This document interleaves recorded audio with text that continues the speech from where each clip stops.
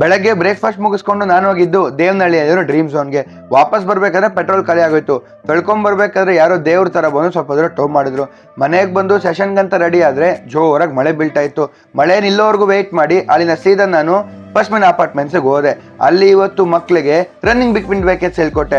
ಏನೇ ಹೊಸದ್ ಹೇಳ್ಕೊಂಡು ಮಕ್ಕಳು ಫುಲ್ ಜೋಶಲ್ಲಿ ಕರೀತಾರೆ. ಹಂಗೆ ಟ್ಯೂಸ್ಡೇ ಸ್ವಲ್ಪ ಮೈಗೆ ಹುಷಾರಿರ್ಲಿಲ್ಲ, ಸೊ ಏನು ವಿಡಿಯೋ ಮಾಡಕ್ ಆಗಿಲ್ಲ. ನೆಕ್ಸ್ಟ್ ದಿವಸ ಬೆಳಗ್ಗೆ ಎದ್ದು ದೇವ್ರಿಗೊಂದು ನಮಸ್ಕಾರ ಹಾಕೊಂಡು ಹೋಗೋ ದಾರಿಯಲ್ಲಿ ಒಂದು ಹೋಟೆಲಲ್ಲಿ ಒಂದು ಟೀ ಕುಡಿದೆ.